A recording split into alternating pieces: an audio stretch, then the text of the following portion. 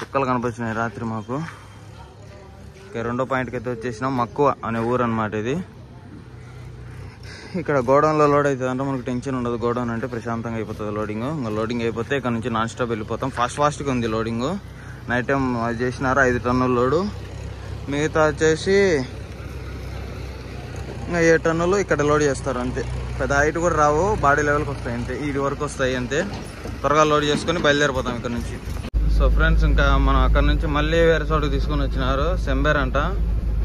తిప్పడమే సరిపోతుంది. సరిపోయి ఇంకా డీజిల్గా సరిపోతాయి. మిగలతో పాడు ఎట్లా తిప్పితే ఇల్లు. మళ్ళీ రోడ్లు బాగాలేవు. కొన్ని చోట్ల బాగున్నాయి, కొన్ని చోట్ల అయితే నరకం కనిపిస్తుంది. రాత్రి చాలా నరకం అనిపించినాము. ఖచ్చితంగా బండి పట్టే ప్లేస్ అంతకంటే ఎక్కువ లేదు.